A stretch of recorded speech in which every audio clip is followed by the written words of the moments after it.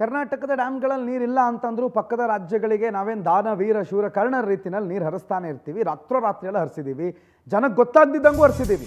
ಆದರೆ ಕರ್ನಾಟಕಕ್ಕೆ ನೀರಿಲ್ಲ, ಪಕ್ಕದ ಮಹಾರಾಷ್ಟ್ರಕ್ಕೆ ಕೇಳ್ತಾ ಇದ್ದೀವಿ. ಅವ್ರ ಹತ್ರ ನೀರಿಲ್ವಾ ಕೇಳಿದ್ರೆ ಇದೆ, 46 TMC ನೀರಿದೆ.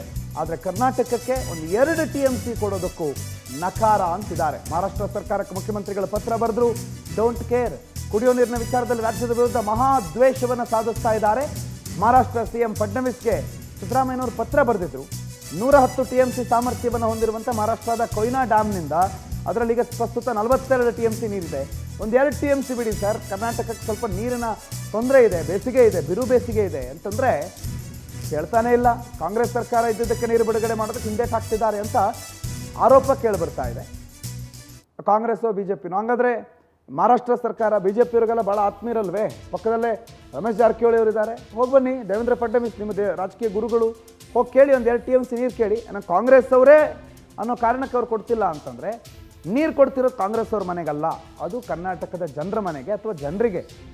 ಆ ವಿಚಾರಕ್ಕೆ ನೀವು ಕಾಂಗ್ರೆಸ್ಸು BJP ಅಂತ ನೋಡೋ ಅಗತ್ಯ ಇಲ್ಲ. ಒಂದು ವೇಳೆ ಅಂಥದ್ದು ಆ ರೀತಿಯಲ್ಲೇ ನೋಡ್ತಿದ್ದಾರೆ ಅಂತಂದರೆ ಹೋಗಿ BJP ಅವರು. ಬೆಳಗಾವಿಯಲ್ಲಿ ಸುಮಾರು ಜನ BJP ದೊಡ್ಡ ಲೀಡರ್ಸ್ ಇದ್ದಾರಲ್ಲ, ಹೋಗಿ ಬನ್ನಿ, ಕೇಳ್ಕೊಂಬನ್ನಿ, ಒಂದು 2 TMC ನೀರು ಬಿಡಿಸಿ. ಜನ ನಿಮ್ಮನ್ನು ಮನೆಯಲ್ಲಿ ದೇವ್ರ ಕೋಣೆಯಲ್ಲಿ ಫೋಟೋ ಇಟ್ಟು ಪೂಜೆ ಮಾಡ್ತಾರೆ. 2016ರಿಂದ ಮಹಾರಾಷ್ಟ್ರ ಸರ್ಕಾರ ಒಂದು ಹಠ ಹಿಡಿತು, ಏನಂದ್ರೆ ನೀರು ವಿನಿಮಯ ಒಪ್ಪಂದ ಆಗಬೇಕು ಅಂತೇಳಿ. 2019 ಇಲ್ಲಿ ಕುಮಾರಸ್ವಾಮಿ ಸರ್ಕಾರ ಸಮ್ಮಿಶ್ರ ಸರ್ಕಾರ ಇದ್ದಾಗ ನಾವು ಬಹಳಷ್ಟು ಪ್ರಯತ್ನ ಮಾಡಿದ್ದೀವಿ. ಕುಮಾರಸ್ವಾಮಿ ಅವರು ಸ್ವತಃ ಈಗಿನ ಮುಖ್ಯಮಂತ್ರಿ ಫಡ್ನವೀಸ್ ಅವರು ಭೇಟಿಯಾಗಿ ಒಂದು ಅಪಾಯಿಂಟ್ಮೆಂಟ್ ಕೇಳಿ ನಾವು ಮಾತುಕತೆ ಬರ್ತೀವಿ ಅಂದ್ರು, ಅವ್ರು ಕೊಡಲಿಲ್ಲ.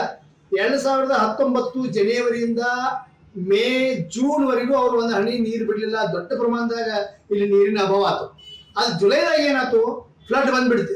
ಫ್ಲಡ್ ಬಂದ್ರೆ ಯಾವ ರೀತಿ ಬಂತಂದ್ರೆ, ಫ್ಲಡ್ ನಮಗೆ ಅವ್ರು ಜುಲೈ ಆಗಸ್ಟ್ದೊಳಗ 8 ಲಕ್ಷ ಕ್ಯೂಸೆಕ್ಸ್ ಬಿಟ್ರು ನೀರು ಬಿಟ್ರು ಅಂದ್ರೆ ಅದು ಅವ್ರಿಗೆಲ್ಲ ಕೊಯ್ನಾ ಮತ್ತು ವಾರಣಾ ಡ್ಯಾಮ್ ಎಲ್ಲ ಡ್ಯಾಮ್ ತುಂಬಿದ ನೀರು ಎಲ್ಲಿ ಬಂತು? ಕರ್ನಾಟಕ ಬಂತು. ಬೆಳಗಾವಿ, ಬಾಗಲಕೋಟೆ, ಬಿಜಾಪುರ, ರಾಯಚೂರ, ಯಾದಗಿರಿ ತನ ನಮಗೆ ಲಾಸ್ ಆಗಿದ್ದು ವೆಚ್ಚ, ಅದ ಖರ್ಚು 35,000 ಕೋಟಿ. ಆದ್ರೆ 2000 ಮಂಜುನಾಥ್ ಈ ಬಗ್ಗೆ ಹೆಚ್ಚಿನ ಮಾಹಿತಿ ಕೊಡ್ತಾರೆ. ಫೋನ್ ಸಂಪರ್ಕದಲ್ಲಿ ಜಾಯ್ನ್ ಆಗಿದ್ದಾರೆ. ಮಂಜುನಾಥ್, ಯಾಕೆ ಮಹಾರಾಷ್ಟ್ರದಿಂದ ನೀರು ತರಿಸೋದಕ್ಕೆ ಆಗ್ತಾ ಇಲ್ಲ? ರಾಜಕಾರಣಿಗಳ ಬದ್ಧತೆ ಕೊರತೆನಾ, ರಾಜಕೀಯ ದ್ವೇಷನ, ಅಥವಾ ನಿಜವಾಗ್ಲೂ ಮಹಾರಾಷ್ಟ್ರಕ್ಕೆ ನೀರು ಬಿಡೋ ಪರಿಸ್ಥಿತಿನೇ ಇಲ್ವಾ?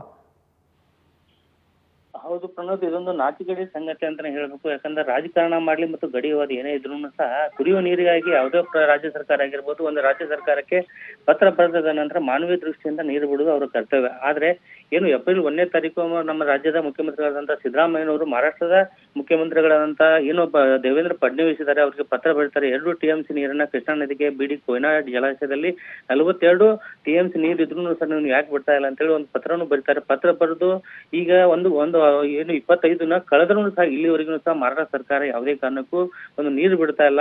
ಈ ಒಂದು ಹಿನ್ನೆಲೆಯಲ್ಲಿ ಏನು ಕೃಷ್ಣಾ ನದಿ ಏನು ಇದೆ, ಅಕ್ಕಪಕ್ಕದಲ್ಲಿರುವಂತ ಒಂದು ಗ್ರಾಮಸ್ಥರಾಗಿರ್ಬೋದು, ಅಲ್ಲಿರುವಂತ ಜಾನುವಾರುಗಳಿಗೆ ಕುಡಿಯುವ ನೀರಿಗೆ ಸಂಕಷ್ಟ ಎದುರಾಗಿದೆ. ಇದರಿಂದ ಅನೇಕ ಸಾರಿನೂ ಒಂದು ರಾಜ್ಯ ಸರ್ಕಾರಕ್ಕೆ ಆ ಕೃಷ್ಣಾ ನದಿಯ ಅಕ್ಕಪಕ್ಕದಲ್ಲಿರುವ ಗ್ರಾಮಸ್ಥರು ಮನವಿ ಮಾಡಿಕೊಳ್ತಾ ಇದ್ದಾರೆ ಸರ್ಕಾರಕ್ಕೆ. ಆದಷ್ಟು ಬೇಗ ಮಹಾರಾಷ್ಟ್ರ ಸರ್ಕಾರಕ್ಕೆ ಒಂದು ನಿಯೋಗ ತೆಗೆದುಕೊಂಡು ಹೋಗಿ ಮಹಾರಾಷ್ಟ್ರದಲ್ಲಿರುವಂತಹ ಕೊಯ್ನಾ ಜಲಾಶಯದಲ್ಲಿ 42 TMC ನೀರಿದೆ, ಅದರಲ್ಲಿ 2 TMC ನೀರನ್ನು ಕೊಡಿ ಅಂತ ಹೇಳಿ.